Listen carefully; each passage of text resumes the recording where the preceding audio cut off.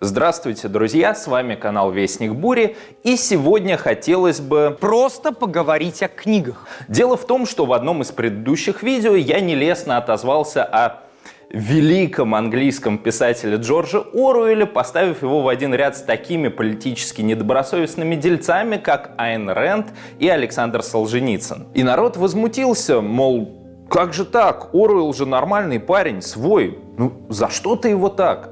Люди писали в комментариях, писали в личных сообщениях, и я решил расставить все точки над «и», разобрав биографию старины Джорджа, его взгляды, его крысятническую деятельность и его главный гениальный роман 1984. Благо, поводов для этого хватает.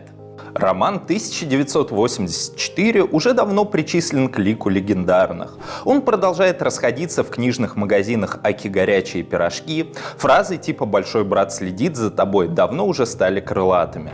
А творцы вдохновляются данным романом, и, признаюсь честно, некоторые творения, созданные под влиянием Оруэлла, мне лично очень даже нравятся. Будет новый завет, что война — это мир. Будет новый декрет, что незнание — сила. Будет дверь в кабинет с номером 101. Для кого дважды два остается 4. The cult of reality, this world has gone to hell. And this is where I belong.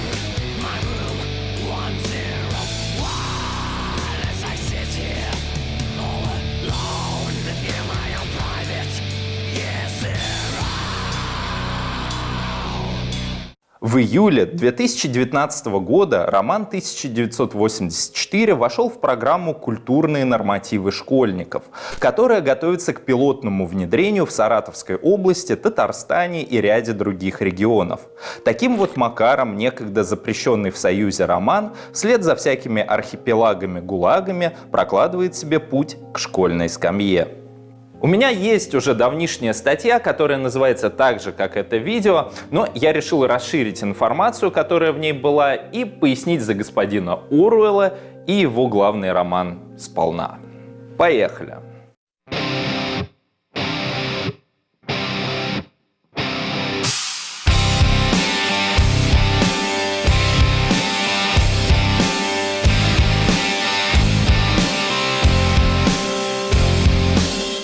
По молодости лет англичанин Джордж Оруэлл придерживался революционных взглядов, близких к марксистским. Хотя, надо сказать, это странно сочеталось с тем, что сам Оруэлл 5 лет с 1922 по 1927 проработал в колониальной полиции Великобритании в Бирме. Впрочем, уже к 30-м годам он со всей очевидностью осознал, что перерождение политической системы СССР уводит страну все дальше от идей социализма. В 1936 году он участвует в гражданской войне в Испании в составе отрядов, созданных рабочей партией марксистского объединения ПОУМ, борющихся как против фашистующих сторонников Франко, так и против сталинистов. На протяжении дальнейшей биографии Оруэлла его политические взгляды претерпевают любопытную деформацию. Николас Уолтер в книге «Оруэлл в семейном кругу и в среде анархистов» пишет о ситуации конца 40-х годов. Эдвард Морган Форстер считал его настоящим либералом, Беннер Броквей – либертарным социалистом, Крик – левым социал-демократом. Кеннет Олсоп, в свою очередь, представил аполитичную, практически антиполитическую версию в своей статье Picture Post, предположив, что Оруэлл был и социалистом, и индивидуалистом. Такой разброс неудивителен. Во-первых, потому что взгляды Оруэлла на протяжении жизни менялись, а во-вторых, потому что в голове писателя была та еще каша. Об этом мы поговорим далее. В советских бумагах его называли троцкистом. В какой-то момент это действительно было справедливо. Но если Троцкий, вскрывая противоречия развития Советского Союза и обличая предателей революции в лице партократов, не утратил убежденности в необходимости борьбы за социализм и стоял на позициях критической поддержки СССР, то Оруэлл постепенно ушел в скепсис и разочарование. Скепсис и разочарование были настолько тотальными, что Оруэлл вскоре стал удобной игрушкой в руках спецслужб. Ну а что? вроде оппозиционер, вроде даже левый, но в то же время злостный враг Советского Союза, в борьбе с которым он готов был заключить контракт хоть даже с дьяволом.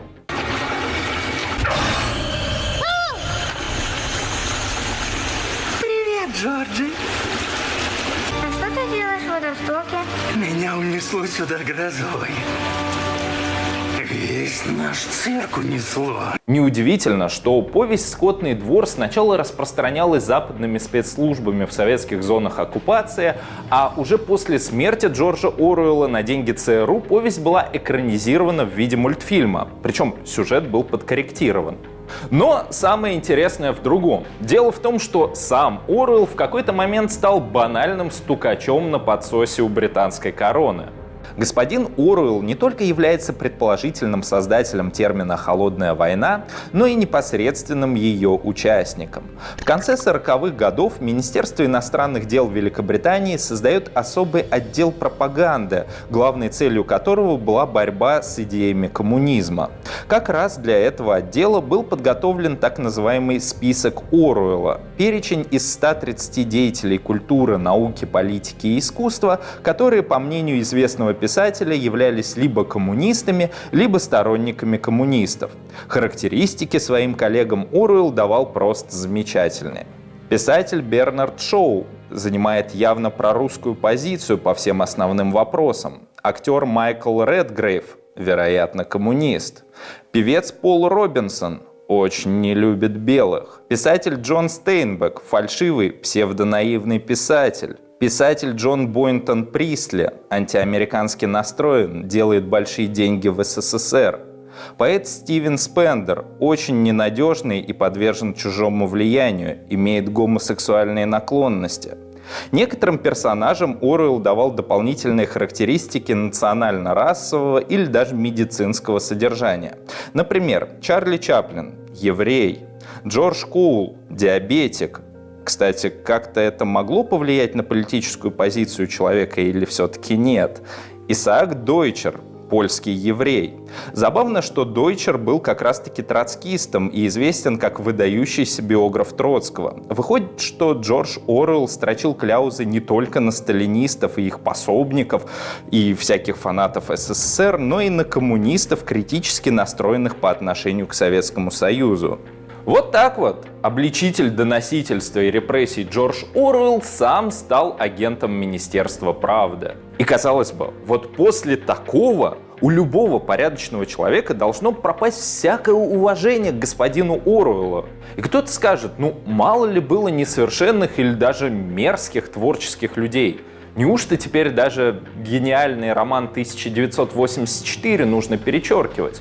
Что ж, давайте перейдем к роману. Первый вопрос, который возникает при прочтении, это что, ремейк на роман Евгения Замятина «Мы»?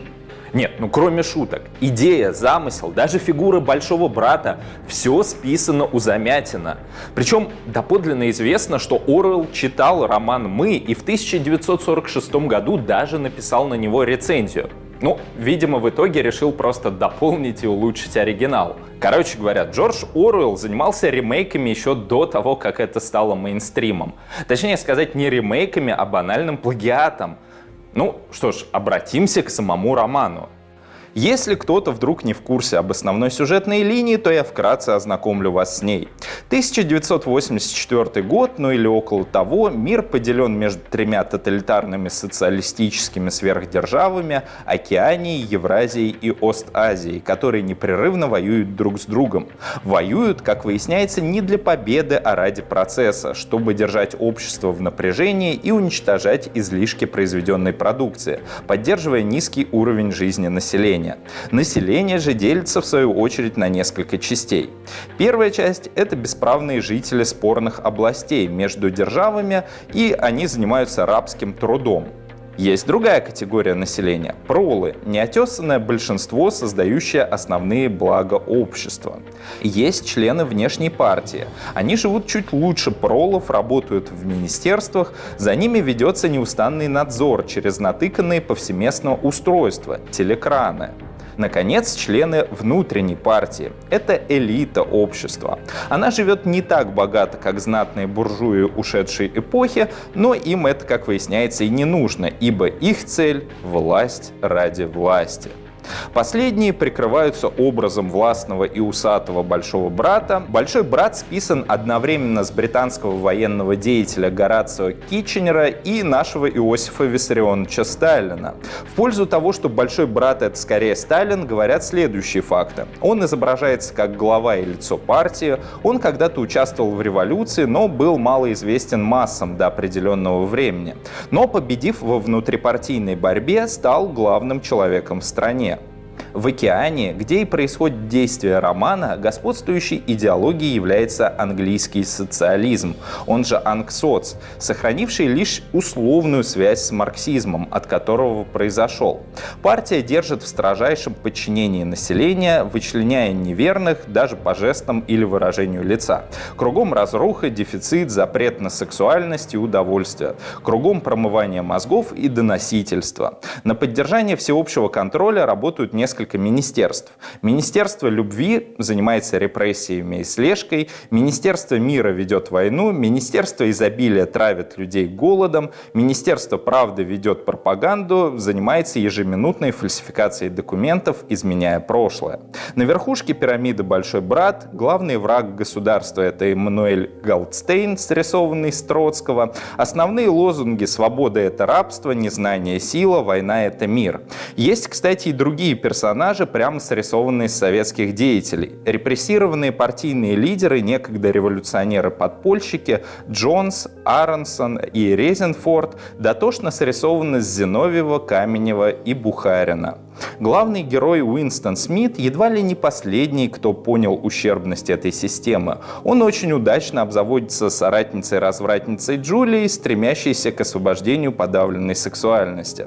Впрочем, их наметившийся бунт заканчивается плачевно. За Смитом уже 7 лет как неустанно следят, играя с ним в кошки-мышки.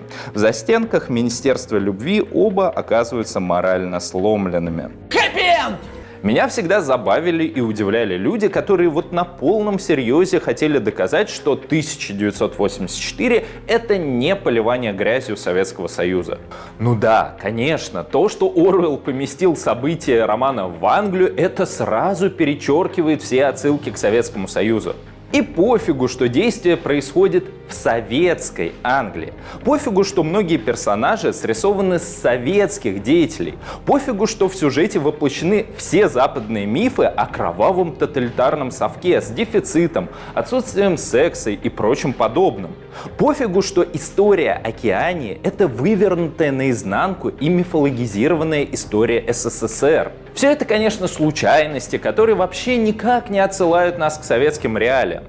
Недаром левая американская газета Daily Worker сходу раскритиковала роман, назвав его памфлетом холодной войны.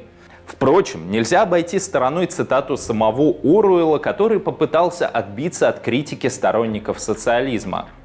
Нужно же было лицо как-то сохранять. Мой роман не направлен против социализма или британской лейбористской партии, я за нее голосую, но против тех извращений централизованной экономики, которым она подвержена и которые уже частично реализованы в коммунизме и фашизме. Я не убежден, что общество такого рода обязательно должно возникнуть, но я убежден, учитывая, разумеется, что моя книга сатира, что нечто в этом роде может быть. Я убежден также, что тоталитарная идея живет в сознании интеллектуалов везде, и я попытался проследить эту идею до логического конца.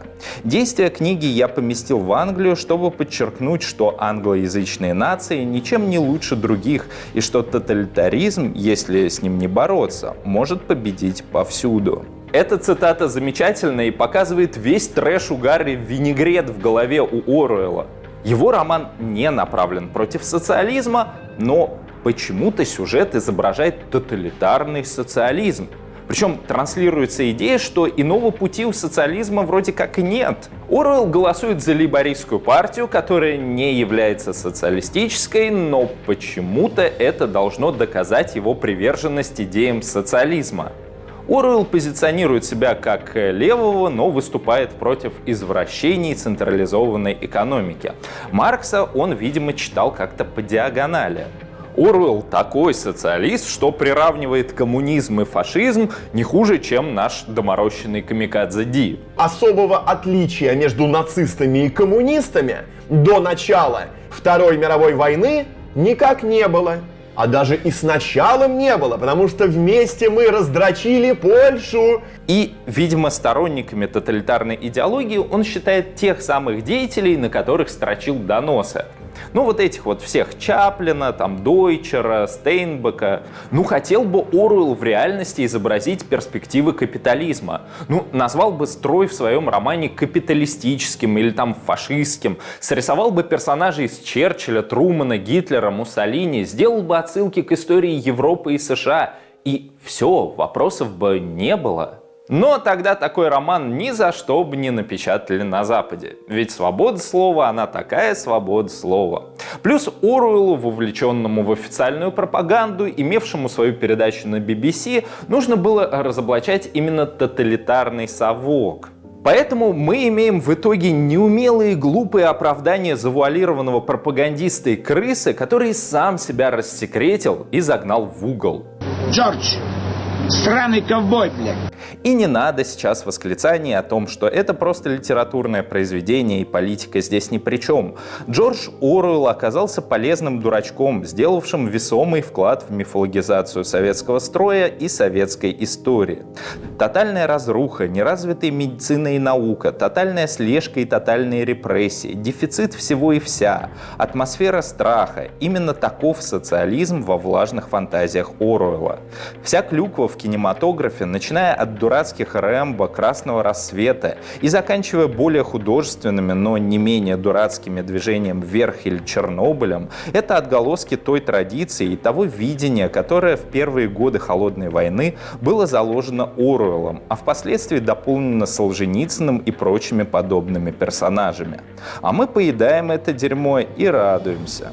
Впрочем, самое забавное, что многое из антиутопии Оруэлла действительно сбылось. Многое, правда, не сбылось.